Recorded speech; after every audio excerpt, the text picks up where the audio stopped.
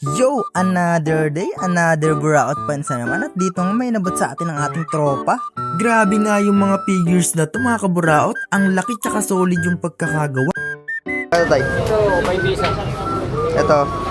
150. At dito nga sinabi na ni Kuya yung presyo at talagang mura. Pero kahit mura yan, kailangan natin tumawa. 150.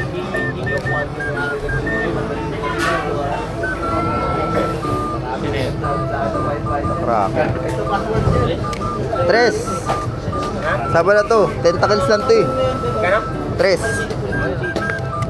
Pumayag nga agad dito si Kuya sa ating tawad mga kaburaot. Sa tingin nyo mga kaburaot, paldo ba o baldog? Shoutout nga pala sa tropa nating si Cyrus na nagabot sa atin ng laruan. Salamat sa pagpalo ng buong pamilya mo.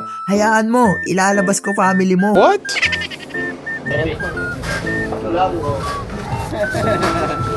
Yeah.